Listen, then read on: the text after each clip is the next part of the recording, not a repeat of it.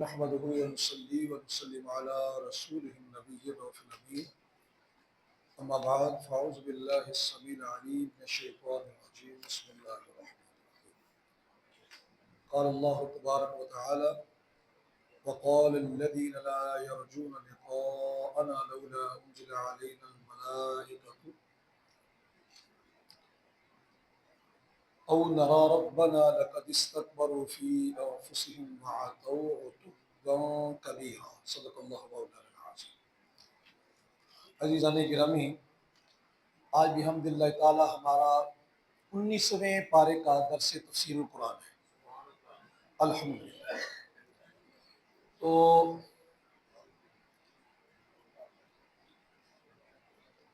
اس پارے کی ابتدا جو ہے وہ نہ ماننے والوں کی طرف سے ایک اعتراض ہے کہ اللہ نے ہم پر فرشتے نازل کیوں نہ کیے،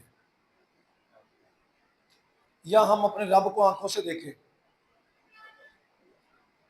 یہ اس دور کے ملحدین تھے جو کہتے تھے کہ فزیکلی چیز محسوس کی جا سکے، ٹچ کیا جا سکے، آنکھوں سے اسے ہم باقاعدہ دیکھ سکیں تو وہ موجود ہے، جس کو ہم محسوس نہ کر سکیں، دیکھ نہ سکیں تو وہ موجود ہی نہیں ہے۔ باہر کی دنیا میں ایک ٹیچر نے اعتراض یہ کیا کہ ملحد ہے نا، اللہ کو نہ ماننے والے، اللہ نہیں ہے۔ تو چھوٹا سا ایک بچہ بیٹھا تھا، اس نے کہا سر یہ اللہ موجود کیوں نہیں ہے؟ کہا اس لیے کہ نظر نہیں آتا۔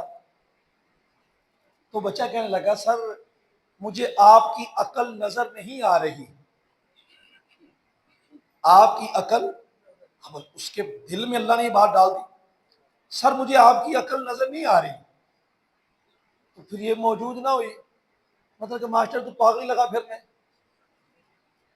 تو یہ ملحدین کے جو اعتراضات ہیں بڑے سطحی ہوتے ہیں، بندہ فرسٹ سن کر سمجھتا ہے کہ پتہ نہیں یہ کیا اس کے اندر معقولیت ہے، لیکن انتہا کی غیب اور معقولیت چھپی ہوتی ہے۔ تو اس کا جواب یہ دیا گیا کہ یہ آنکھوں سے دیکھنے والا جو منظر ہوگا قیامت کو انشاءاللہ دیکھ لو گے۔ وَقَالَ الَّذِينَ لَا يَرْجُونَ لِقَاءَنَا لَوْلَا أُنزِلَ عَلَيْنَا الْمَلَائِكَةُ، ہم پر فرشتے کیوں اترے، اَوْ نَرَى رَبَّنَا، یہ ہم اپنے رب کو آنکھوں سے دیکھیں۔ تو یہ فرمایا جا رہا ہے یوم یرون الملائکۃ لا بشری یومئذ للمجرمین، جس دن فرشتوں کو دیکھ لو گے نا اس دن پھر مجرموں کے لیے خوشخبری کوئی نہیں ہوگی۔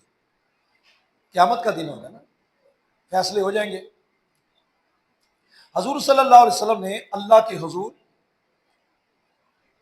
یہ شکایت کی کہ یا الہی وقال الرسول یا رب ان قوم اتخذوا هذا القرآن مہجورا، میری قوم نے اس قرآن کو چھوڑنے کے قابل ٹھہرا لیا۔ اب قرآن کو چھوڑنے کے کچھ مطالب ہیں، نہ قرآن کو سننا نہ اس پر ایمان لے کر آنا، ایک مطلب یہ ہے۔ دوسرا مطلب یہ ہے کہ ایمان بھی ہو لیکن پڑھتا نہ ہو۔ تیسرا یہ ہے کہ ایمان بھی ہو، پڑھتا بھی ہو لیکن عمل نہ کرتا ہو۔ چوتھا یہ ہے کہ عمل تو ہو لیکن جہاں معاملات کی باری آتی ہے اس وقت قرآن کو نہ مانتا ہو۔ قرآن نماز کے لیے کیا کہتا ہے، زکوٰۃ کے لیے کیا کہتا ہے، یہ بھی مان لیا، لیکن قرآن حلال و حرام کے لیے جو کہتا ہے، معاملات کی باری آتی ہے، تنازعات کی باری آتی ہے، پھر قرآن کو نہیں مانتا۔ یہ بھی قرآن کو چھوڑنے کا ایک مطلب ہوتا ہے۔ وراثت کا مسئلہ آپ کے سامنے ہے، بیٹیوں کو وراثت، بہنوں کو وراثت۔ معاشرہ یہ کہتا ہے حضرت آپ جہان دیدہ نہیں ہیں۔ بھئی میں تو بتاؤں گا قرآن یہ کہتا ہے، حدیث یہ کہتی ہے۔ نہیں جناب حضرت آپ جہان دیدہ نہیں ہیں۔ جہان دیدہ یہ ہے کہ عرف معاشرے کے اندر یہ رکھ رکھا ہوتا ہے، بیٹیاں جو ہوتی ہیں وہ اپنا حصہ لے جاتے، تو پھر گھر بار کے نظام، تعلقات بھائیوں سے ختم ہو جاتے ہیں۔ یہ جہان دیدگی ہے۔ جس بھائی نے حصہ نہ دیا ہو کوئی اسے حصہ دلوانے کی بات کرے، کہ نہیں حضرت تھوڑا کروائیں گے، زیادہ نہیں کروائیں گے، آدھا دے دلائیں گے، نہیں یار پورا دلواؤ، قرآن کہتا ہے، حدیث کہتا ہے۔ نہیں حضرت آپ جہاں دیدہ نہیں ہے۔ یہ کیسی جہاں دیدگی ہے؟ یہ کیسا عرف ہے جو شریعت کے ہی متصادم ہو جائے؟ اصول افتاء کے اندر ہم پڑھتے پڑھاتے ہیں کہ جو عرف خاص بھی نہیں، عام عرف شریعت کے متصادم ہو جائے وہ عرف نہیں مانا جاتا، وہ معاشرتی زندگی نہیں مانی جاتی، وہ جہاں دیدگی تسلیم نہیں کی جاتی۔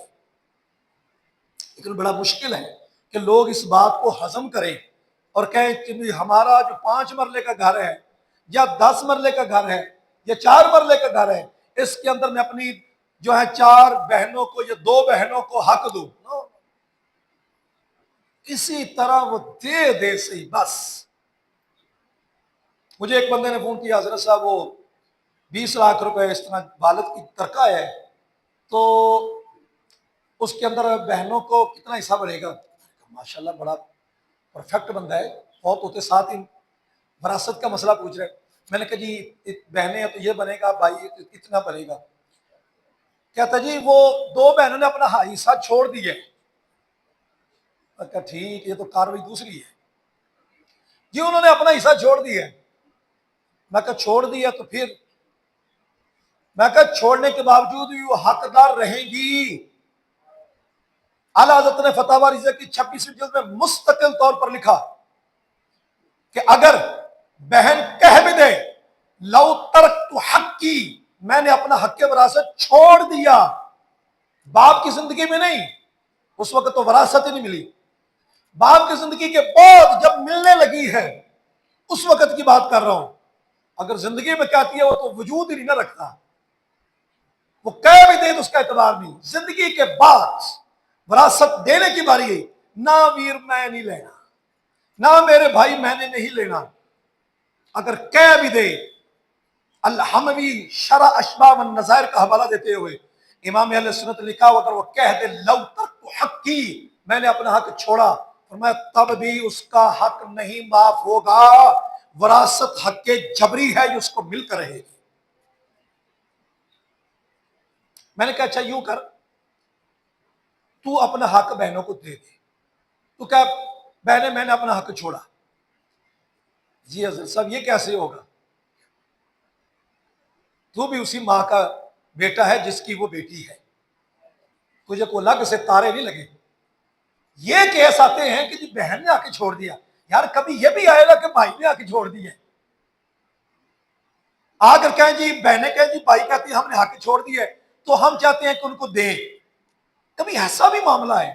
نہ جی نہ، یہی آتا ہے، بہنیں کہتی ہیں میں اپنا حق چھوڑ دیا، بیٹیاں کہتی ہیں ہم نے حق چھوڑ دیا۔ خدا کا خوف کرنا چاہیے یار۔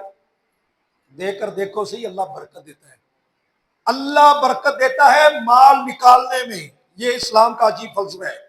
زکوٰۃ دو برکت بڑھے گی، صدقہ دو مشکل ٹلے گی، وراثت کا حق دو بیماریاں دور ہوں گی، گھر میں برکتیں آئیں گی، بچے لولے لنگڑے نہیں ہوں گے، بچے پاگل نہیں ہوں گے، بچے بے وقوف نہیں ہوں گے، بچے آگے بدکاریاں نہیں کریں گے، دنائی میں رہیں گے۔ میں بڑی کھلی بات کر رہا ہوں۔ جنہوں نے حق مارا ہوا ہے یا لپیٹا ہوا ہے یا اشاروں میں یا بلیک میل کر کے، ان کی اولادوں کو دیکھ لیں، اگر قصور ان کے نہ نکلتا ہو تو دیکھ لیں، نتیجہ آپ کے سامنے ہوگا، میدان اور معاشرہ فیصلہ کرے گا۔ جی بیماریوں میں مبتلا دیکھیں گے، بلڈ کینسر، شوگر، بچوں میں بیماریاں، گندی بیماریاں، برائیاں، آپس میں لڑائیاں۔ رب کا فیصلہ بڑا تگڑا ہے، شریعت بڑی ڈاڈی ہے۔ اللہ اکبر۔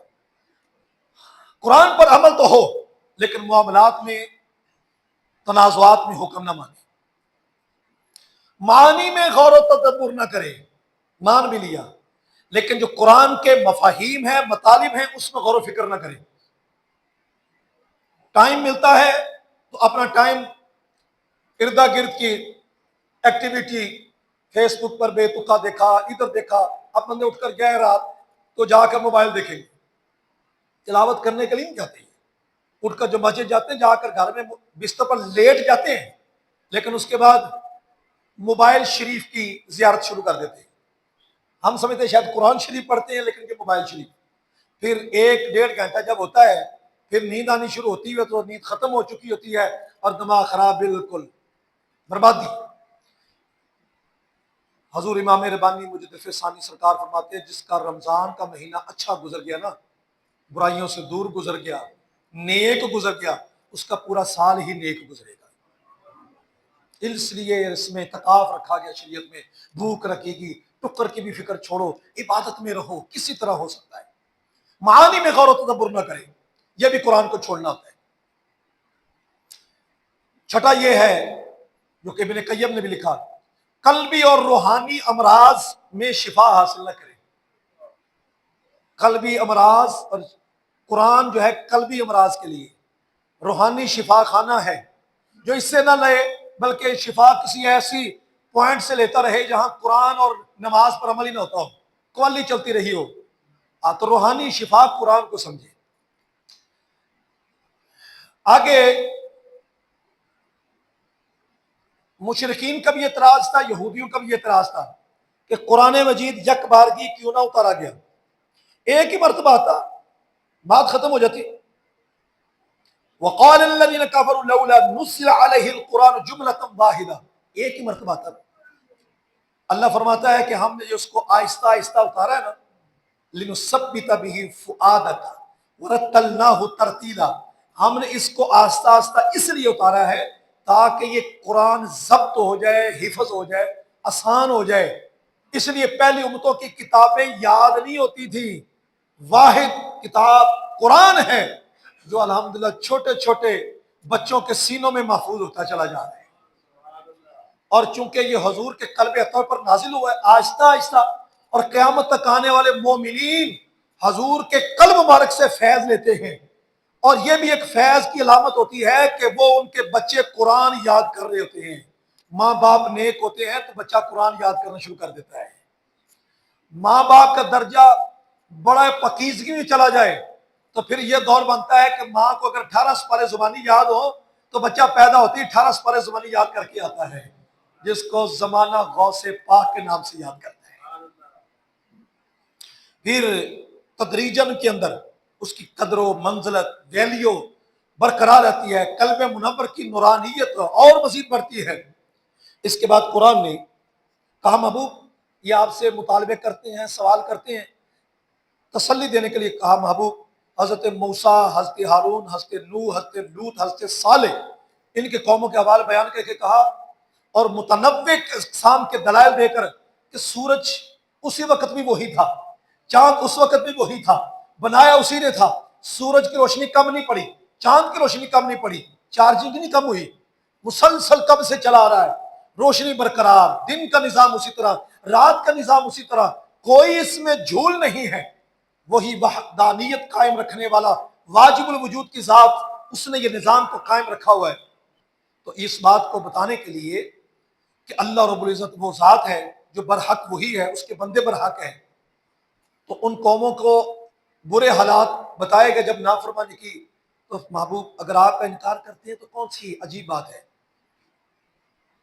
اس کے بعد اللہ نے نیک بندوں کی نشانیاں بتائی، رحمان کے بندے کون ہیں اور شیطان کے بندے کون ہیں۔ جو رحمان کے بندے ہیں وہ اللہ نے نشانیاں بتا دی، فرمایا وعباد الرحمن الذین یمشون علی الارض ہونا، رحمان کے بندے زمین پر آہستہ چلتے ہیں۔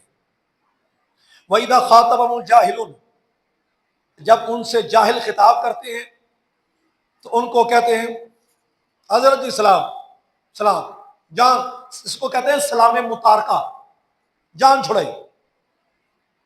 آپ شریعت کی بات کریں وہ جہاں دیدگی کی بات کریں، آپ اسلام کی بات کریں وہ کہیں نہیں جی ہمارا معاشرہ عرف ایسا نہیں ہے، چھوڑو، یہ جاہل طبقہ ہے۔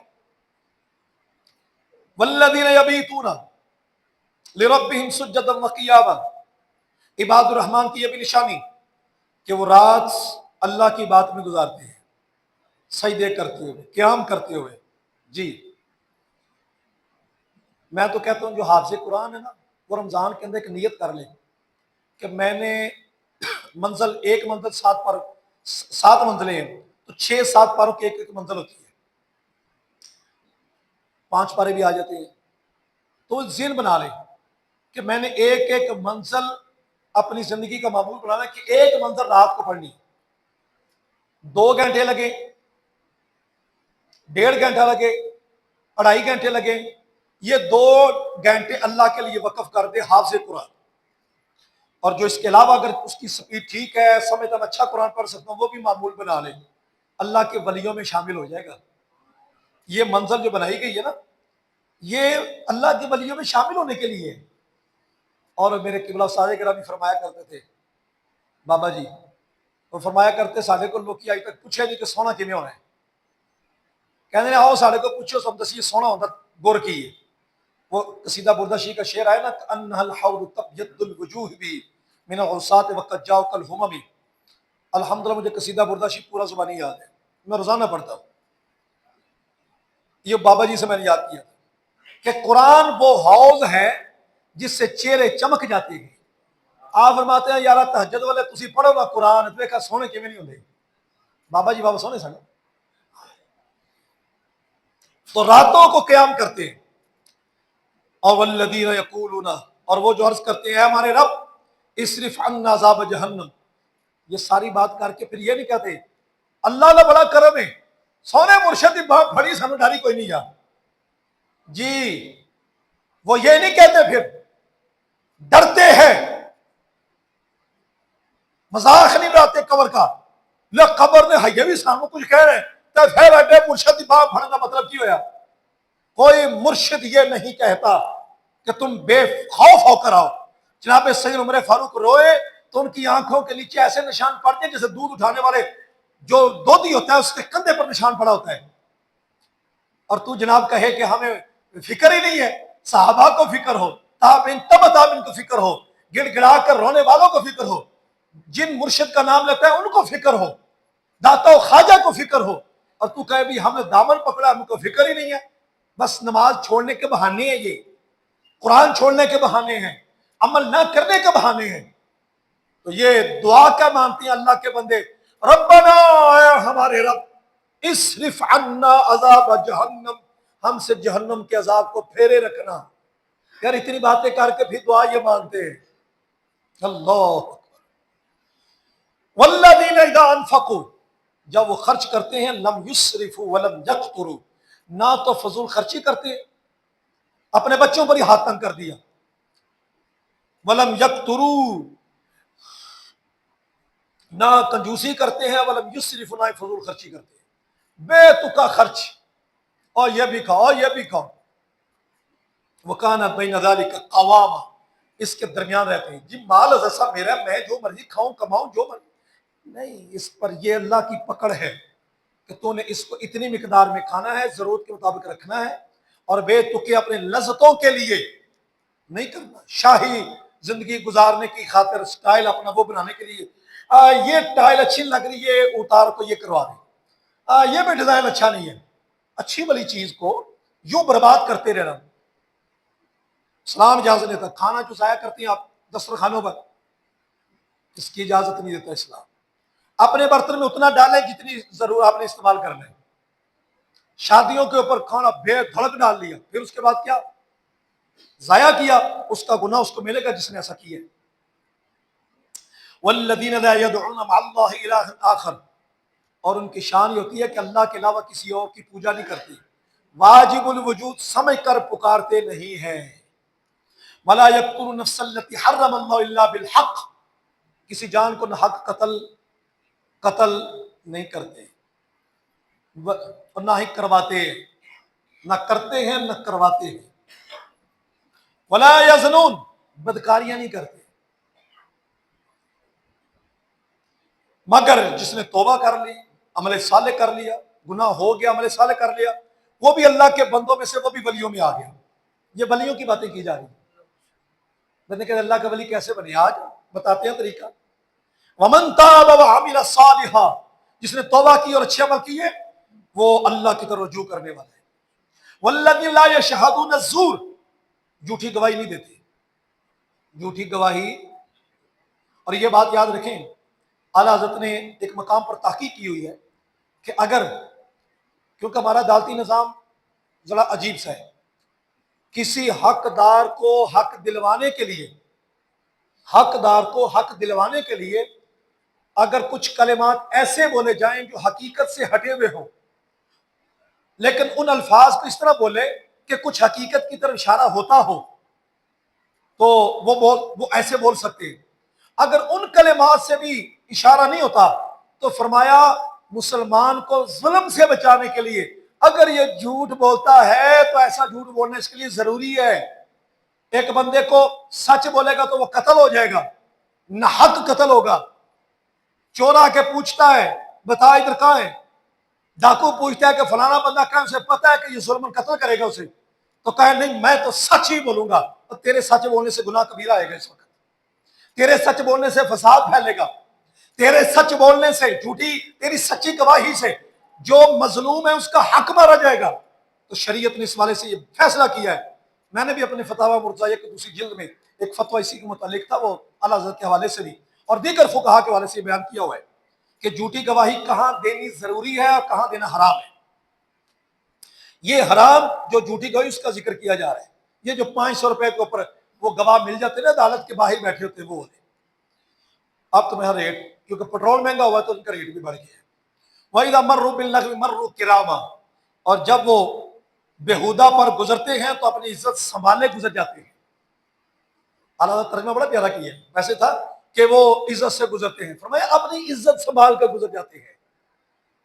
بسا اوقات بعض بندوں کو جواب دینا جو ہوتا ہے نا آتا ہوتا ہے، یہ نہیں ہے کہ جواب نہیں آتا ہو، عالم بندہ جواب نہ آتا ہو، آتا ہوتا ہے، لیکن وہ سمجھتا ہے کہ یہ بندے غیر اخلاقی گفتگو کرنے والے ہیں، میں نے اگر ان سے بات کی تو مزید غیر اخلاقی گفتگو بڑھے گی۔ مروا کرام، اپنی عزت سنبھال کے گزر جاتے ہیں۔ والذین اذا ذکروا بآیات ربہم، جب ان کے سامنے ان کے رب کی نشانیاں ذکر کی جاتی ہیں، لم یخروا علیہا صما وعمیانا، اس پر اندھے مورے ہو کر نہیں گرتے، اس کے اوپر سمجھ کے ساتھ دلائل سمجھتے ہوئے، ہاں رب کی نشانی، ہاں یہ کمال ہے اس میں یہ کمال ہے، کمال بیان کرتے ہوئے مان لیتے ہیں، خوبیاں بیان کرتے ہوئے مانتے ہیں۔ اس طرح اسی ماننے پورے قرآن میں مانے ہیں، نشانیاں جو اللہ کے ان کو کیسے مانا ہے، غور و فکر تدبر کے ساتھ مانا ہے۔ تمہاری سائنس جتنی بھی اچھی ہو، بایولوجی جتنی بھی اچھی ہو، یہ تب اچھی ہو سکتی ہے جب رب کی نشانیوں میں غور و فکر کی کیفیت پیدا کرے اور آخر میں نتیجہ ٹیچر یہ نکالے کہ دیکھو رب کی شان کیا ہے، تو کہیں گے سبحان اللہ ایسی سائنس پر، ایسی بایو، ایسی کیمسٹری پر، ایسی فزکس پر جس کا نتیجہ رب کی کائنات کی قدرت کو ثابت کرنے پر ہو۔ پڑھیں ماشاءاللہ پڑھیں، ہم تو خود پی آئی ڈی کیے بیٹھے ہیں تو دوسروں کو کیسے روکیں گے، لیکن ہم کہتے ہیں پڑھنے کا طریقہ یہ ہے۔ اعلیٰ حضرت نے فتاوی رضیہ کی 27ویں جلد میں فرمایا فلسفی جو پرانے تھے، پرانے سائنسدان، ان کے گفتگو کرتے ہوئے فرمایا ان کے قدیم فلاسفہ، پرانے فلاسفہ جو ہیں، ان کے کفریات کو بیان کیے بغیر مدارس کے اندر فلسفہ پڑھانا حرام ہے۔ اسی طرح موجودہ سائنس کے کفریات کو بیان کیے بغیر اور غلطیوں کی نشاندہی کئی کیے بغیر سائنس پڑھانا یہ حرام ہے۔ نشاندہی کرے کہ بیٹا یہ اسلام کے خلاف غلط ہے، صحیح یہ ہے، اور یہی صحیح کائنات میں تمہیں یوں نظر آ رہا ہے۔ تو جو ہمارے بزرگ سائنس سے منع کرتے ہیں نا، وہ ناقص سائنس سے منع کرتے ہیں۔ وہ کہتے ہیں یہ ٹلی سائنس نہ پڑھو جس سے رب کے وجود پر تمہیں تنبیہ نہ ہو سکے، رب کے وجود پر دلائل ملتے نظر آئیں، تم گفتگو کرتے ہوئے کفریات کو بیان کرتے کرتے حق کی طرف جاؤ، پھر کہو یہ ہے حق اور یہ ہے سائنس کا اصول اور یہ ہے حق اور یہ ہے رب کے وجود کے اوپر دلیل، مزہ آ جائے گا جی۔ ایسے بچے آئے نا ہمارے سامنے، کمال ہو جائے گا، ماتھا چومے ان کا۔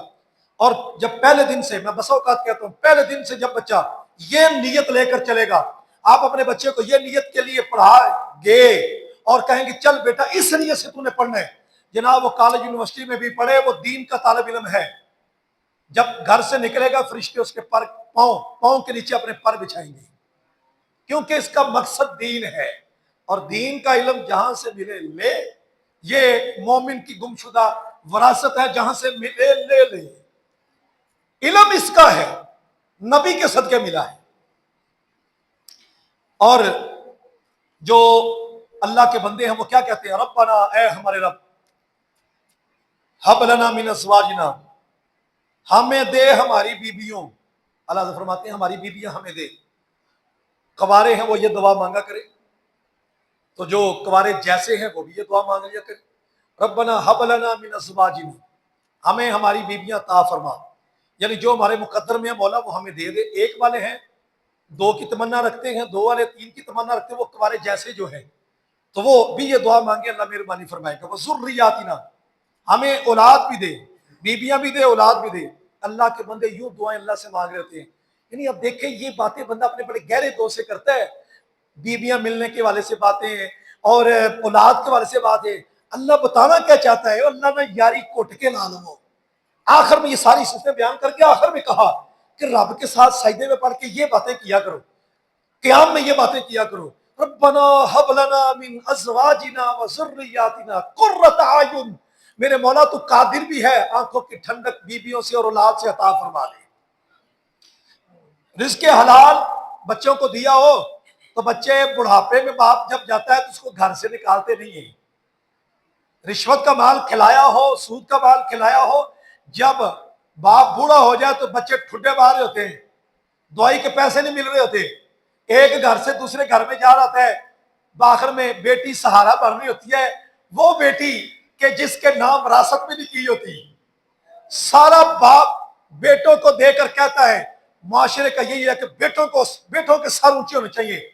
बेटियों ने कहा ठीक है जी, ऐसे आप कहें, वो तो पहले सर तस्लीम के खम किए बैठी हैं। अल्लाह अकबर, बाद में वही बेटी संभाल रही होती है, बाप को रोटी टुकर दे रही है, फिर अब रो रहा होता है, कहता हजरत साहब हमारी माफी हो जाती। फरमाया जो कर ली इसकी माफी कैसे होगी? कुछ मामला होते हैं उसकी माफी हो जाती है, लेकिन ये मामला ही ऐसा है इसकी माफी कैसी होगी? ये तो बेटी को दिल से माफ कर दे तो अलग बात है। वजअलना लिलमुत्तकीन इमामा, ऐ हमारे मौला हमें परहेजगारों का पेशवा बना। दुआ बंदा ये करे, ना हंजार बेतुके बंदों का सरबराह बनने की बजाय ये दुआ मांगे, या अल्लाह मुझे परहेजगारों का पेशवा बना। ये 13 सिफतें बयान की गई। अल्लाह फरमाता है इनकी जजा क्या होगी? गुरफा, जन्नत के अंदर बाला खाने होंगे, ऐसे बहारें लगी होंगी, जन्नत होगी, ऊपर बाला, ऊपर वाला पोषण इनके होंगे। बिमा सबर, जो उन्होंने सबर किया, और वयुलक्कौन फीहा तहियतन व सलामा, और वहां इनका जो इस्तिकबाल होगा, सुभान अल्लाह, तहियतन व सलामा, सलाम करते हुए, आजी करते हुए, ताजीम करते हुए, सुभान अल्लाह, इस तरह उनका इस्तिकबाल किया जाएगा। खालिदीन फीहा, उसमें हमेशा रहेंगे। एक एक बात पर दिल करता है, जन्नती जब जन्नत में चले जाएंगे, गाने नहीं सुने होंगे, रब की रजा के ऊपर रहते होंगे, उनको खास जन्नती होंगे जो नबी पाक सल्लल्लाहु अलैहि वसल्लम की मोहब्बत में रहने वाले होंगे। जनाब जब जन्नत में जाएंगे, हर जुम्मे के रोज उनको अल्लाह का दीदार भी होगा। हाय हाय हाय, कैसा वो मंजर होगा जब रब का दीदार होगा। और ये इबादुर रहमान की सिफतें उनमें हो, रब से पूरी यारी, गूढ़ी यारी लगाई हो। मैं कहता हूं ये 13 सिफतें जो है ये अल्लाह ताला के साथ गूढ़ी यारी लगाने के लिए, वली अल्लाह बनने के लिए है। फिर जनाब जन्नत के अंदर देखे बहारें ही बहारें होगी, टुकर तो मिलेगा, हूर गिलमा तो रहे सी, पर जब जुम्मे को इंतजार होगा कि रब अपना दीदार कराएगा, और बेकैफ होगा। कैसे होगा? बेकैफ, समझ से बालातर है। साहबा ने अर्ज़ किया हुजूर हम देखेंगे अल्लाह को? फरमाया सतरौना रब्बकुम, तुम अपने रब को देखोगे, कमा तरौना लैलतल बद्र, हुजूर ने वो 14वीं का चांद था, मैं जिस तरह इस तरह देख रहे हो 14वीं के चांद को, जन्नत में जाओगे रब को तुम यूं देखोगे। अभी भी कहते हैं हुजूर को गैब का इल्म नहीं है, किस तरह की बातें, हुजूर ने जन्नत में जाना है, फिर मंजर बनना, फिर देख, और कैसे देखना है हुजूर ये भी बता रहे हैं। सूरत शुआरा, जिसमें शायरों के वाले से बात होगी। इस सूरत के अंदर अंबिया किराम ने जो तबलीग की, मसाए में सब्र और हिम्मत से काम करते रहे, और ना मानने वालों को जो अंजाम मिला उसका बयान किया गया। इसमें तबलीग का तरीका बताया गया कि अंबिया किराम जैसा होना चाहिए, कोई तस्लीम करे ना करे। 950 साल तबलीग करने वाले जनाब नूह अलैहिस्सलाम, 950 साल के बाद सिर्फ 82 अफराद, इतने बंदे सिर्फ मुसलमान किए।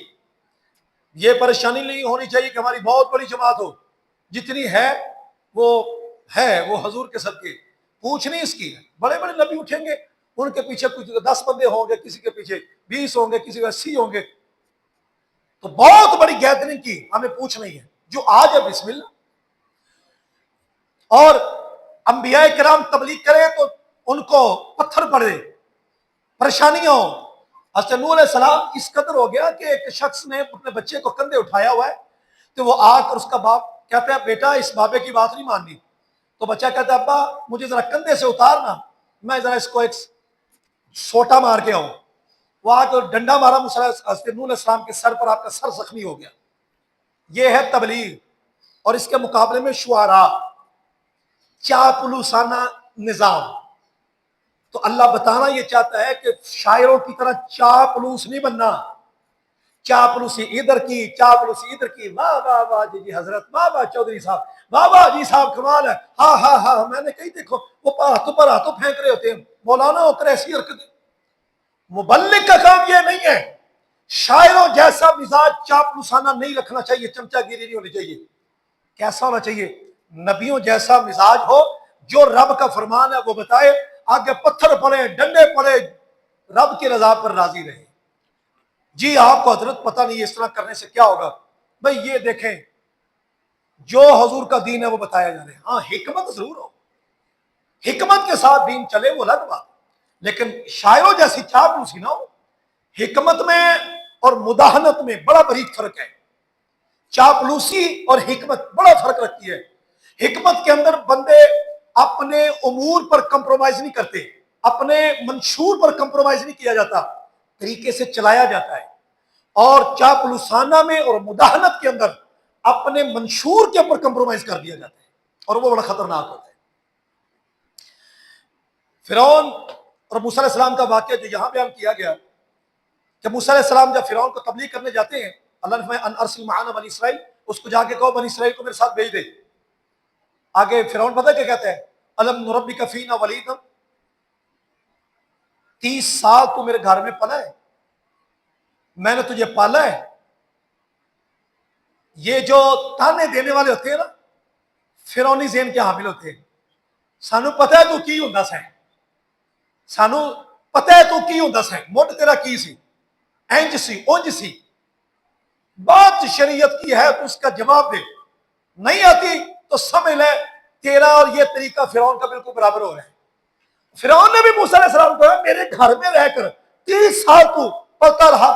فلیدن الم نربک فینا ولیدن، میں تجھے بچپن سے پالا ہے، 30 سال رہا، تو یہ احسان جتلائے.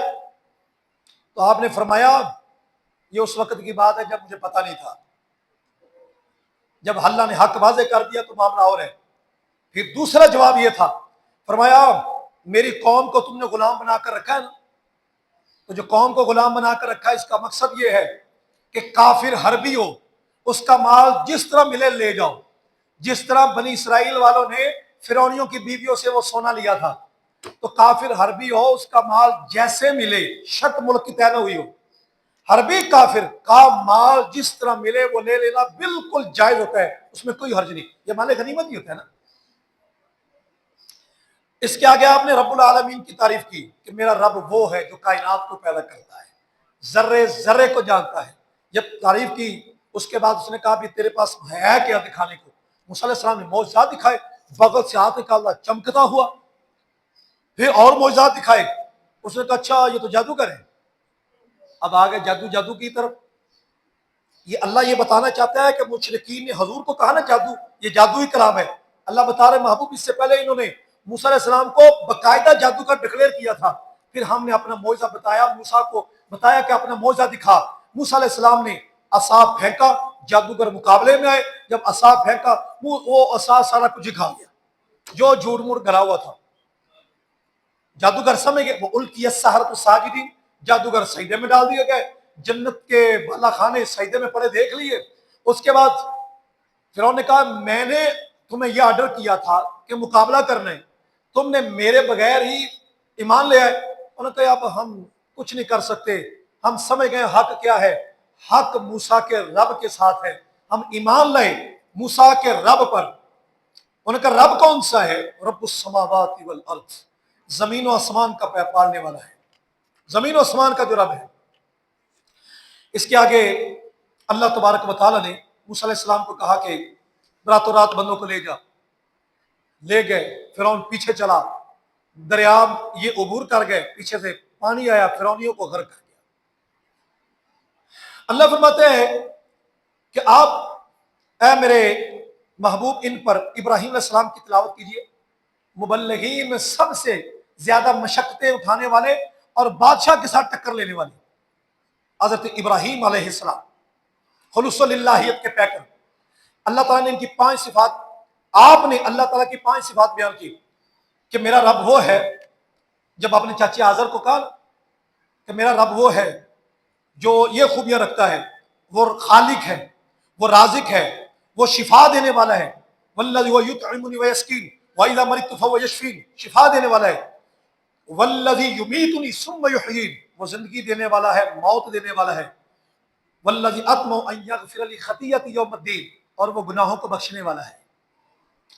پھر 5 دعائیں کی، رب ہب لی حکما والحقنی بالصالحین، میرے مولا مجھے اپنا حکم عطا فرما، مجھے نیکوکاروں کے ساتھ ملا دے، میری زبان پر سچ جاری رکھ اور سچوں میں مجھے باقی رکھ، مجھے جنت النعیم کے وارث جو بننے ان میں شامل رکھ، میرے باپ کو بخش دے، وغفر لی ابی انہ کان من الضالین۔ یا مسئلہ سمجھ لیں، اب ان کا اطلاق باپ پر بھی ہوتا ہے، چاچے پر بھی ہوتا ہے۔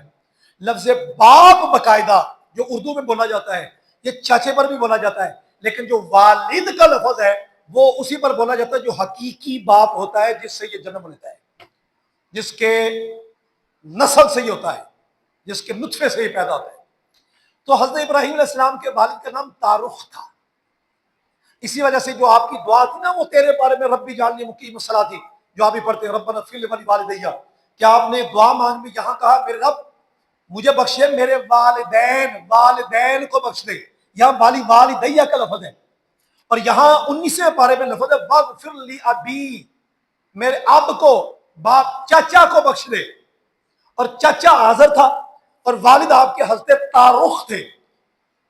تو قرآن مجید کی اس طرح آیت میں ٹکراؤ نہیں ہوگا کہ تارخ وہ مسلمان ہو اور آپ کی نسل پاک میں نبی پاک صلی اللہ علیہ وسلم کی نسل پاک، نبیوں کی نسل پاک، وہ سارے ایمانداری تھے۔ میرے مولا علم و فہم ملے، اچھا ذکر ملے، جنت ٹھکانہ ہو، مغفرت والدین، آخرت میں مولا عزت افزائی ہو، جس دن کوئی مال نفع نہ دے گا، اولاد نفع نہ دے گی، مگر قلب سلیم ہوگا۔ اس کے آگے حضرت نوح علیہ السلام کا قصہ بیان کی جو میں نے آپ کو عرض کیا، 950 سال تبلیغ کی، نہ مانا، انہوں نے کہا نکال دو ان کو، یہ ہمیں تبلیغ کرتے ہیں۔ اللہ کا پھر عذاب آیا، پوری قوم کو غرق کر کے رکھ دیا۔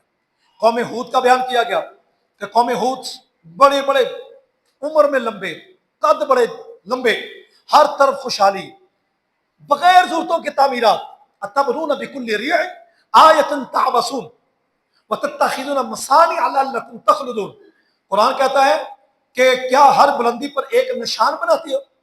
چونک کے اندر پوائنٹ بنایا تھا، آتے جاتے لوگوں کو پریشان کرتے تھے، پتھر مارتے، اور تم مضبوط محل چنتے ہو کہ تم ہمیشہ رہتے ہو، وَإِذَا بَطَشْتُمْ بَطَشْتُمْ جَبَّارِينَ، جب تم پکڑ کرتے ہو تو بڑی بے دردی سے کرتے ہو، صبا کرتے تھے انسانوں کو، بڑے ظالم تھے۔ اللہ اکبر، اللہ۔ خیر، جب انہوں نے نبی کی توہین کی، سر سبز و شداب، بغاوت، مالی فراوانی، سب کچھ، لیکن نبی کی توہین کی، سب کچھ برباد۔ زلزلے کا عذاب آیا، ان سب کو برباد کر کے رکھ دیا گیا۔ فَكَذَّبُوهُ فَأَهْلَكْنَاهُمْ، ہم نے ان کو ہلاک کر دیا، انہوں نے نبی کو جھٹلایا۔ قوم سمود کا ذکر ہوا، جنہوں نے حضرت صالح علیہ السلام ان کی اونٹنی کی کونچیں کاٹ لی، ظلم کیا، بغاتے لہلاتے سب کچھ برباد ہو گیا۔ نبی کی تو ان کی برباد۔ قوم لوط کا ذکر کیا گیا، یہ پہلی قوم تھی جس نے ہم جنس پرستی کا آغاز کیا، نبی نے باز کیا، باز نہ آئے، نافرمانی کی، نافرمانی کر رہے تھے، عذاب نہیں آیا، نبی نے منع کیا، توہین کی، انہوں نے، عذاب آ گیا۔ معلوم ہوا کہ برائی کی توبہ تو ہو سکتی ہے لیکن نبی کی توہین کی توبہ نہیں ہے۔ اب ان نبیوں کے واقعات سے اندازہ کرتے ہیں۔ قوم شعیب کرپشن کرنے والی قوم، کرپٹ، مال و ثواب خوب تھا، گھنے جنگلات تھے، پھلدار لدے ہوئے درخت تھے، میٹھے پانی کے چشمے تھے، لیکن جب ان کے اوپر ان کو منع کیا شعیب علیہ السلام نے کہ باز آ جاؤ، قدب اصحاب الایکۃ المرسلین اذ قال لهم شعیب ما تتقون، باز کہ نہیں نہیں نہیں نہیں، تمہاری عبادت، تمہاری نیکی ہمیں یہ روکتی ہے کہ آپ ہمیں ہمارے معاشرتی معاملات سے روکو، ہم جو کر رہے ہیں ہمیں کرنے دو، ناپ تول میں کمی فرمایا نہ کرو، وزن میں کمی نہ کرو، باز نہ عذاب آ گیا۔ فسقط علینا کسفا من السماء، ہم نے آسمان سے ان کے اوپر ایک ٹکڑا پھینکا، برباد کر دیے گئے، ہلاک ہو گئے۔ آگے اللہ فرماتے ہیں محبوب یہ قرآن مجید، اب سورہ شعراء تھی، قرآن مجید کو ہم نے آپ کے دل مبارک پر اتارا ہے، جبریل امین اس کو لے کر آئے، عربی زبان میں ہے، پہلے صحیفوں میں اس کا ذکر ملتا تھا۔ میرے محبوب یہ قرآن با کمال کتاب ہے، ایسی حق آیت ایک بھی شاعر بنا نہیں سکتے، رہ گی بات شاعروں کی، وَالشُّعَرَاءُ يَتَّبِعُهُمُ الْغَاوُونَ، شاعر تو ہر وقت گمراہ وادی میں بھٹکتے پھرتے ہیں، الم تر انہم فی کل وادی یہیمون، ہر وادی میں بھٹکتے پھرتے ہیں، کبھی ادھر توجہ آئی تو ادھر ایسے شعر کہنے شروع کر دیے، پتہ لگے گا کہ پتہ زمین و آسمان کے کلابے اکٹھے کیے جا رہے ہیں۔ فرمایا الا الذین آمنوا، یہ شاعر برے ہیں لیکن وہ جو ایمان والے ہیں، اچھے عمل کرنے والے ہیں، اللہ کا کثرت سے ذکر کرنے والے ہیں، تو ان کو جزا دی جائے گی، اور ظالم جان لیں گے جس کروٹ بھی بدلے۔ سورۃ النمل چونٹی والی سورت، اس پارے کے آخر میں آ کر آخری 4-5 رکوعوں میں آتی ہے، اس کا حاصل میں عرض کرتا ہوں۔ روئے زمین پر بہترین حکومت کرنے والے بڑے بڑے بادشاہ بھی رہے، انبیاء، ظاہر بات ان کی حکومت بڑی اعلیٰ ہے، تبلیغ کرنے والے، جن قوموں نے نبی کی تبلیغ کو ٹھکرایا، توہین کی، عذاب آیا نا، جہاں انہوں نے حضرت سلیمان کو اپنا دنیا کا پیشوا بھی مانا، وہاں اللہ نے یہ رونق لگا دی کہ نبی کی تعظیم کی ہے، دیندار بندے کو تم نے اپنا مقتدا اور پیشوا مان لیا، لو پھر ہر طرف برکت ہی برکت کر دی گئی، پورے روئے زمین پر اسلام کی حکومت آ گئی۔ تو تخت دین پر تبھی آتا ہے جب کسی اسلام اور دیندار بندے کو مانا جائے، تو حضرت سلیمان ان کا ذکر کیا گیا، اور چونٹی کا ذکر کیا گیا، اس سورت میں چونٹی کا ذکر کیا گیا کہ جہاں بڑی اعلیٰ حکومت کا ذکر کیا گیا کہ وہ بڑے وسائل ہے اس لیے اپنی رعایا کا خیال کر رہی ہے، وہاں چونٹی کا بھی ذکر کیا گیا کہ چونٹی جو ہے اس کے پاس کون سے وسائل ہیں، وہ بھی اپنی رعایا کا خیال کر رہی ہے، تو فرمایا جو وہ بادشاہ اور اپنی رعایا کا کرے نہ خیال، وہ چونٹی سے بھی کیا گزرا ہے، یہ بتانے کے لیے چونٹی کا ذکر کیا گیا۔ تو اس میں ابتدا میں موسیٰ علیہ السلام کے والے سے ذکر کیا گیا کہ ان کو نبوت کیسے ملی، اعلان نبوت تبلیغ کی جو نبوت ہے، پھر ان کو عصا ملا، فرمایا پھینکو، وہ اجدابا نے کہا پھر پکڑو، فرمایا خوف نہ کرو، انی لا اخاف لدی المرسلون، میری جناب رسول جو ہے وہ خوف نہیں کرتے، کامیابی ہوگی، فرعون برباد ہو گیا۔ پھر اس کے بعد اللہ تبارک و تعالیٰ فرماتے ہیں ہم نے داؤد اور سلیمان کو علم دیا، علم کی وراثت لی ایک دوسرے نے، سلیمان داؤد علیہ السلام کے وارث بنے، علمی سلسلہ آگے چلتا ہے، اللہ فرماتے ہیں ہم نے ان کو پرندوں کی بولیاں سکھا دی۔ اگر داؤد علیہ السلام، سلیمان علیہ السلام پرندوں کی بولیاں جان سکتے ہیں تو حضور کیوں نہیں جان سکتے؟ جانتے، اونٹ بھاگا ہوا حضور کے پاس آ گیا، بڑ بڑایا، نبی پاک صلی اللہ علیہ وسلم فرمایا اس کا مالک کو بلاؤ، مالک کو بلایا گیا، فرمایا تیرا یہ اونٹ شکایت کر رہا ہے کہ مجھے چارہ کم دیتا ہے اور مشقت زیادہ لیتا ہے۔ جی حاصلہ صحیح ہو جاتا ہے، فرمایا آئندہ نہیں کرنا، اونٹ کو کہا جا بھی، مسئلہ حل ہو گیا۔ یار یہ تو جانوروں کے بھی مشکل کشا ہے، یہ کیسا انسان جانور بنا بیٹھا ہے جو حضور کو مشکل کشا نہ مانے؟ توجہ تو کرے، مشکلیں حل ہوتی ہیں۔ حضرت سلیمان کا ایک پرندہ تھا جسے ہد ہد کہتے تھے، یعنی آپ اسے کہہ لیں کہ انٹیلیجنٹ ایجنسی کا کار خاص، ہد ہد، خفیہ رپورٹ لا کر دینی اس کی ذمہ داری تھی۔ پانی جہاں ہونا اس نے ٹھونگا لگانا، پتہ چل جائے یہاں پانی ہے، وہاں جنات نے بور کر دینا۔ تو چونکہ حضرت سلیمان کا تخت ہوتا تھا، اس میں آپ کے تخت کے ساتھ علماء تھے، علماء کے پیچھے جنات ہوتے تھے، اوپر پرندے ہوتے تھے، ہوا میں یہ اڑتا تھا، اور مہینوں کی مسافت دنوں میں طے کر لیتے تھے اس وقت کی تیز رفتار. پھر نیچے جو ہوتا وہ گھوڑے پر لوگ سوار ہوتے, پیدل بھی ہوتے, یوں آپ کا لشکر بڑے کھرو فر سے جا رہا تھا. ایک دن آپ جا رہے ہیں تو راستے میں چونٹیوں آئیں, تو چونٹیوں نے دیکھا سے سلیمان کا لشکر آ رہا ہے. اور نملۃ یا ایھا النمل ادخلوا مساکنکم لا یحطمنکم سلیمان وجنودہ لا یشعرون. اے چونٹیوں اپنی اپنے بلوں میں داخل ہو جاؤ, کہیں ایسا نہ ہو کہ سلیمان بے خبری میں, سلیمان اور ان کا لشکر بے خبری میں تمہیں رون دیں, تمہیں پتہ ہی نہ چلے. ایک تو یہ سمجھ آ گئی چونٹی کو بھی پتا ہے کہ نبی جان بوجھ کر کچھ نہیں کرتا, ارادے سے نہیں کرتا, بے خبری میں ہو جائے اور بات ہے.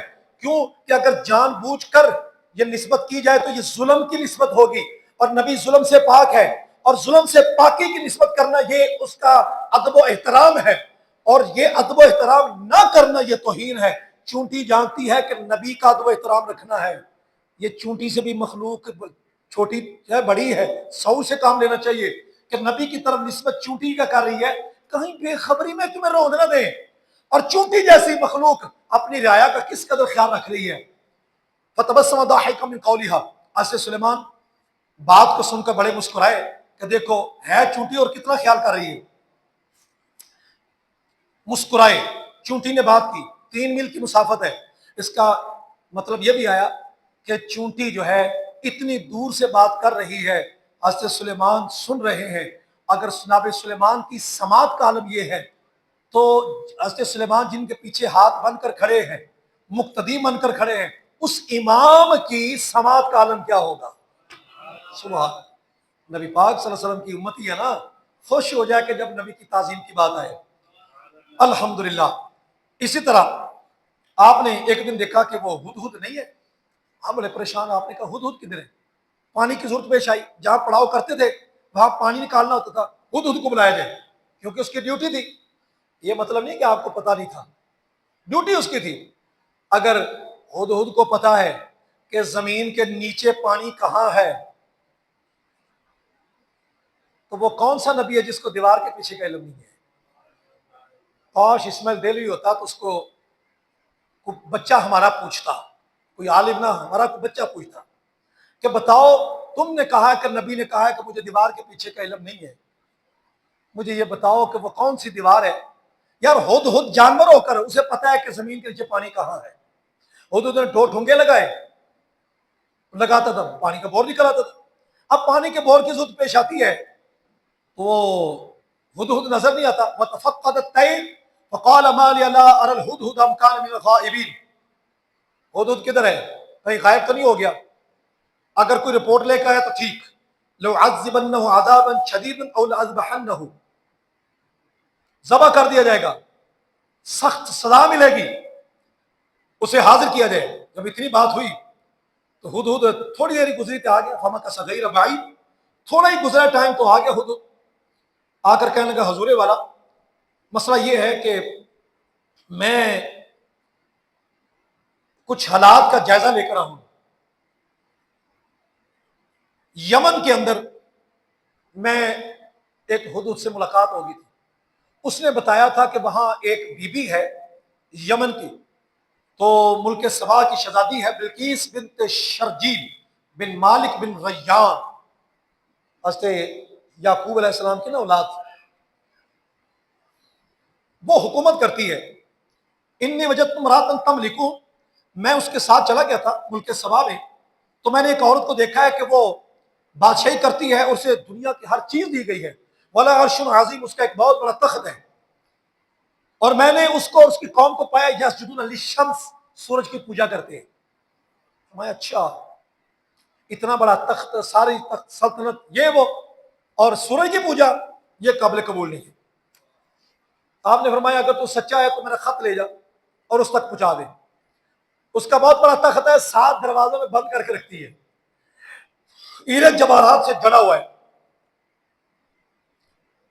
خط دیا ہدہد کو, بڑا مختصر سا, بسم اللہ الرحمن الرحیم, انہ من سلیمان اللہ تعالی علیہ واتونی مسلمین. اللہ کے نام سے شروع جو بڑا مہربان ہے رحم والا ہے. یہ خط سلیمان کی طرف سے ہے, یہ کہ تو سرکشی نہ کر, مختصر, اور مسلمان ہو کر آ جا. بس یہ آپ کا خیریت کا طالب خیریت سے ہے، یہ ساری باتیں وہ کے بعد میں ہوتی ہیں. بڑے سخت الفاظ میں جلالی بھرے انداز میں خط ہدہد لے کر جا کے سینے پر پھینکا. روشن دان سے گیا تھا، خود پیچھے ہو کر بیٹھ گیا. ملکہ اٹھی، شہزادی اٹھی، نے کہا بھی یہ کہاں سے آئے؟ بندہ اندر آیا نہیں ہے. سیکورٹی گارڈ کہنے لگے بھی ہم نے کو آنے نہیں دیا. بعد میں خط پڑھا، مضمون پڑھا، سمجھ گئی. فرمایا اب کابینہ کا اجلاس کیا جائے. کابینہ کا اجلاس ہوا، ساری فورس کے کمانڈر آ گئے. یا ایھا الملأ افتونی فی امری ما کنت قاطعۃ امرا حتی تشہدون، مجھے بتاؤ اب میں کیا کروں. اس طرح خط آیا. انہوں نے کہا کہ آپ جو بھی حکم دیں ہم حاضر ہیں. اولی باس شدید والامر الیک فانظری ماذا تأمرین، ہم طاقت والے ہیں، 12 لاکھ کی فوج موجود ہے. آپ آرڈر دیں، جو آرڈر ہوگا ہم کریں گے. موجودہ اسلحہ ہمارے پاس موجود ہے، پوری پاور ہے. اب شہزادی کا جو جملہ ہے بڑا دنائی والا ہے. ان الملوک اذا دخلوا قریۃ افسدوها وجعلوا عزۃ اہلها اذلہ. انہوں نے شہزادی نے کہا جب بادشاہ لوگ کسی بستی میں داخل ہوتے ہیں نا تو وہاں کی عزت والوں کو ذلیل کر دیتے ہیں.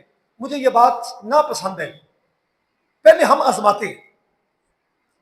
آزمائش کے لیے کیا کرتے ہیں؟ جو انسانی حقوق کے علمبردار ہوتے ہیں نا، جو انسانی حقوق کے علمبردار ہوتے ہیں وہ کسی ملک میں بے جا بے تکی بغیر وجہ کے خانہ جنگی برپا نہیں کرتے.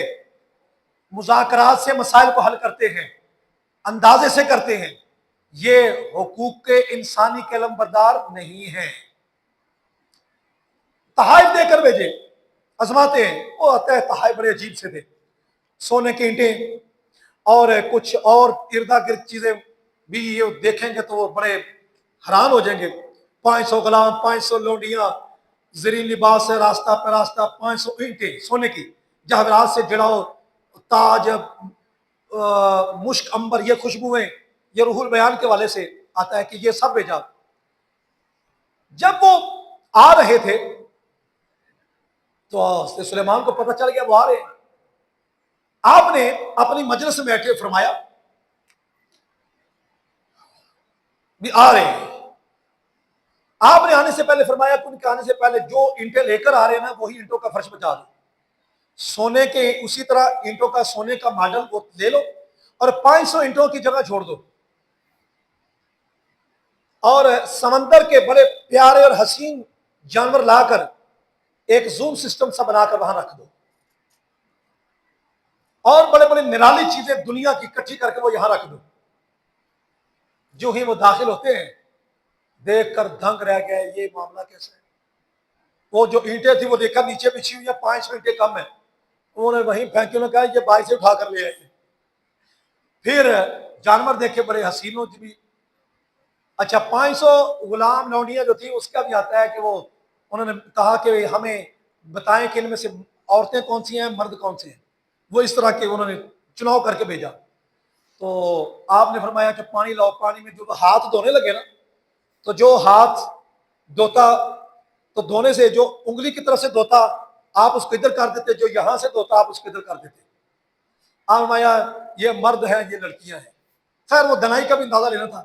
فلما جاء سلیمان قال اتمدوننی بمال، جب سلیمان پیغمبر کے پاس آ گئے فرمایا یہ مال کے ذریعے میری مدد کرتے ہو. یہ تحائف اور غیر ملکی تحائف، غیر ملکی تحائف تو ویسے بڑے خطرناک ہیں، تو لے جاؤ. فما آتانی اللہ خیر مما آتاکم، جو اللہ نے مجھے دیا ہوا ہے وہ بہت بہتر ہے. بل انتم بہدیتکم تفرحون، یہ تحفے تحائف سے تم خوش ہوتے ہو، اٹھاؤ اور نکل جاؤ. انہوں نے کہا یہ نبی ہے جو تحفوں پر مال پر خوش نہیں ہو رہا. جی اس کے بعد وہ شہزادی نے اسلام قبول کرنے کے لیے سے چل پڑی. جب چلی تو آپ نے ادھر فرمایا یا ایکم یاتینی بعرشھا قبل ان یاتونی مسلمین. اب چونکہ وہ بالکل چند میل کے فاصلے پر رہ گئی تھی، حالانکہ جو سفر ہے نا وہ تقریباً 2500 کلومیٹر کی مسافت ہے. 2500 کلومیٹر کی مسافت. اور آپ فرما رہے ہیں کہ اتنی مسافت سے اس کا تخت لے کر کون آئے گا؟ جن اٹھا. آپ کے مجلس میں علماء بھی تھے، جنات بھی. جن इफरीत मिनल जिन, एक बहुत बड़ा देव खबीस हैकल उठा, कहने लगा अनाती कभी, मैं लेकर आऊंगा आपकी मजलिस के बर्खास्त होने से पहले पहले। वइन्नी अलैहि लकवियुन अमीन, मैं उसके ऊपर मजबूत भी हूं, अमानतदार भी हूं। बड़े कॉन्फिडेंस से कहते हैं, इंटरव्यू में बड़ा कॉन्फिडेंस से पेश आया।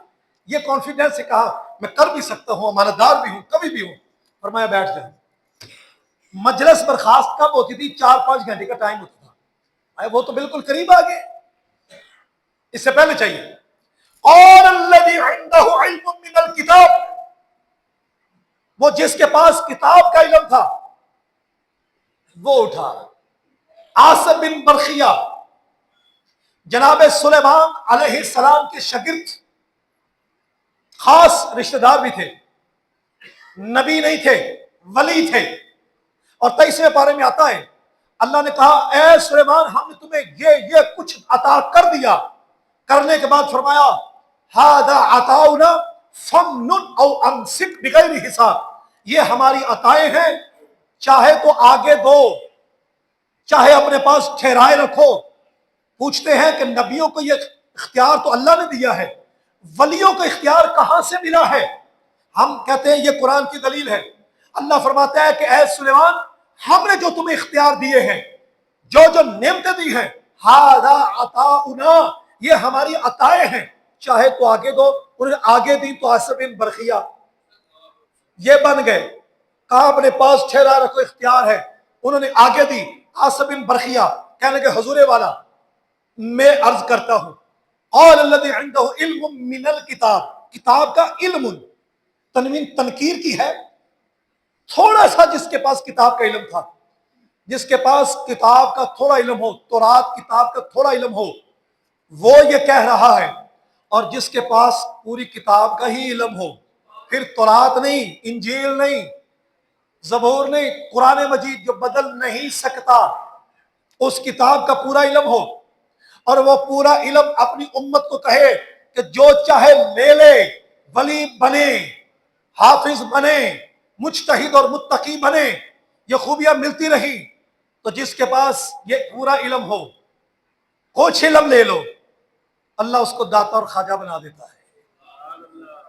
इल्म मिनल किताब, किताब का जिसके पास कुछ इल्म था, अनाती कभी कबला अन यर्तद्दा इलैका तरफुक, वो खड़े होकर अर्ज करने के हुजूर, उन्हें नहीं कहा कभी नबी, मैं तगड़ा भी हूं, मानतदार भी हूं। ये बलागत की किस तरह है, जो खुद ये कह रहे हैं ना, इसका मतलब ये कलाम में शक मौजूद है, ये गड़बड़ करेगा। आपने ये नहीं कहा मैं कवि हूं, अमानतदार हूं।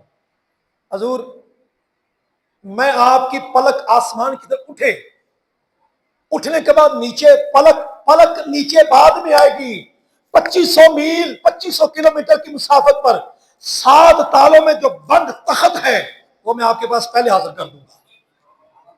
तख्त मौजूद होगा। कबला यर्तद्दा इलैका तरफुक, और हुआ भी। फलम्मा रआहु मुस्तकिर्रन इंदहु, जब तख्त को अपने पास देखा, कहा हाजा मिन फजल रब्बी, ये मेरे रब का फजल है। कहानी नहीं है। कोई ये ना कहे कि कैमरा होता उस दौर में, कैमरे के बगैर हम करामत नहीं मानेंगे। नबी का मौजज़ा है, वली की करामत है। आसिम बिन बरखिया वली है, करामत है। मेरा सवाल खड़ा है यहां पर, बताओ वहां पर जो मौजूद थे मजलिस के अंदर, वो आसिम बिन बरखिया थे जो तख्त लेने गए 2500 किलोमीटर की मुसाफत पर, वो कौन थे? बंद कमरों के अंदर दाखिल कौन हुए? ताले लगे हुए, हर ताले का खुलना ये अलग करामत है। फिर तख्त को उठाना ये अलग करामत है, वहां से लेकर आना ये अलग करामत है, और इसका बिल्कुल सिलसिला पलक झपकने से पहले होना ये अलग करामत है। मुझे बताओ वहां कौन था, यहां कौन है? अगर तुम वली के बारे में नहीं बता सकते कि 2500 किलोमीटर की मुसाफत पर भी अल्लाह का वली है, यहां भी अल्लाह का वली है, एक ही मकान में रहते हुए कई और मकानों में 2500 किलोमीटर की मुसाफत पर जितने मकान आ रहे थे, सब जगहों में अल्लाह का वली जा भी रहा है, आ भी रहा है, फिर जा आ नहीं रहा बल्कि वहां से तख्त ला रहा है, तसर्रुफ कर रहा है। मुझे बताओ یہاں کون تھا وہاں کون تھا؟ تم کہتے ہو نبی ایک جگہ موجود ہو سکتا ہے، ایک جگہ ہو کر اور جگہ کیسے جا سکتا ہے؟ میں کہتا ہوں مجھے تم یہ سمجھا دو، میں تمہیں وہ سمجھا دیتا ہوں۔ ایک ایک انگریز لینارڈ انگریز تھا انگلستان کا، اس نے جب یہ واقعہ پڑھا اس نے کہا یہ کیسے ہو سکتا ہے؟ مسلمانوں کی یہ بک سچی ہے لیکن یہ کیسے ہو سکتا ہے؟ تحقیق کے لیے چلا ہے، دل میں ایمان کی رتی جاگ پڑتی ہے، چلتے چلاتے لاہور کی سرزمین پر آ گیا۔ چلا کسی اور کے ہاتھ تھا، وہ لے کر اس رائیونڈ کی طرف سے بادشاہ مسجد لا رہے تھے، راستے میں ایک مزار دیکھا جہاں دن رات رب کی رحمت برستی ہے، لوگ اسے داتا گنج بخش کے نام سے یاد کرتے ہیں۔ کہنے لگا کہ یہ کیا ہے؟ اس نے کہا چھوڑو یہ بدعت ہے، چھوڑو چھوڑو۔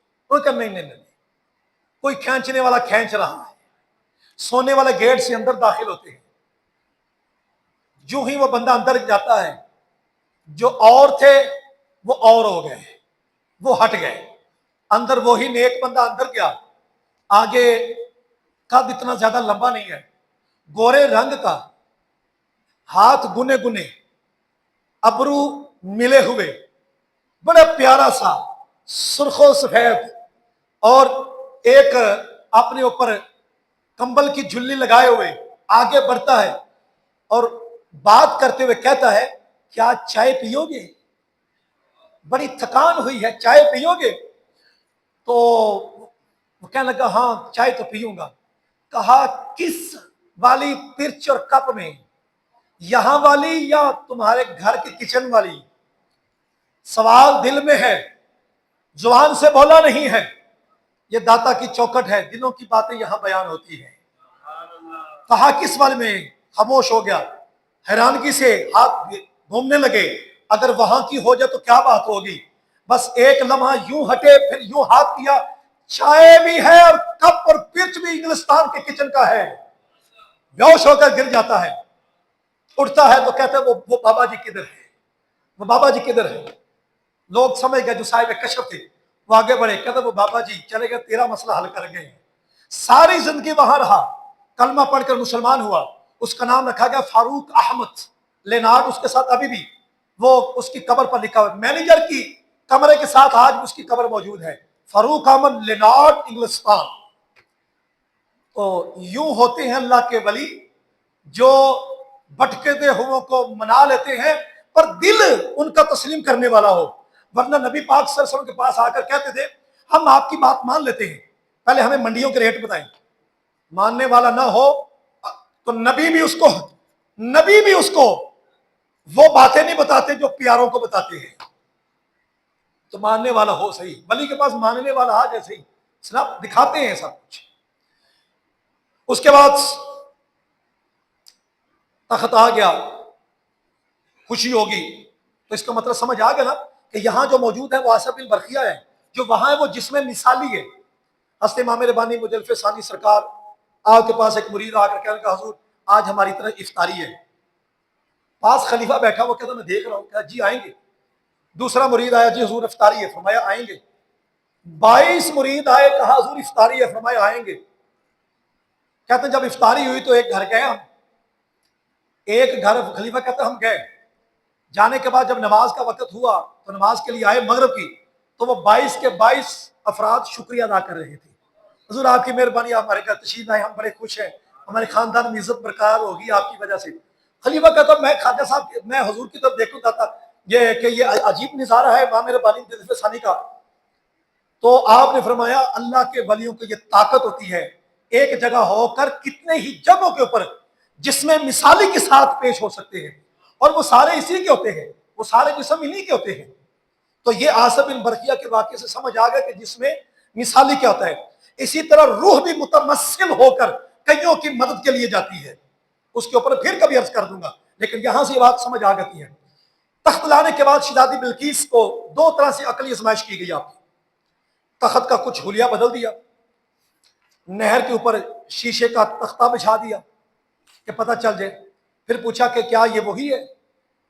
کہ لگتا ہے وہی ہے، فرمایا بڑی دنا عورت ہے، پہچان گئی ہے۔ لیکن جب شیشے کے گزرنے لگی تو پنڈلیوں سے کپڑا اکٹھا کرنے لگی۔ قرآن کہتا ہے کہ انہوں نے حضرت سلیمان نے کہا کہ یہ شیشے کا ہے، تم نے بھی بڑی بڑی نعمتیں دیکھی ہوں گی، بڑی بڑی جدید ٹیکنالوجی دیکھی ہوگی، یہ دیکھ تیرے سامنے کیا کر رہے ہیں۔ پھر اس کے بعد اللہ رب العزت نے ان کو اسلام کی دولت کی، کہتے ہیں وَأَسْلَمْتُ مَعَ سُلَيْمَانَ لِلَّهِ رَبِّ الْعَالَمِينَ۔ یہاں پر بعض نے لکھا ہے کہ شہزادی بلقیس سے پھر آپ کا نکاح کر دیا گیا تھا۔ اور آگے قوم سمود کا ذکر کیا گیا، ان کا عذاب کی جلدی کیوں کرتے ہو، اور جو مدینہ پاک کے اندر منافقین تھے ان کا ذکر کیا گیا، اور قوم لوط کا اور ان کی بستی کے برباد ہونے کا ذکر کیا گیا۔ وآخر دعوانا الحمدللہ۔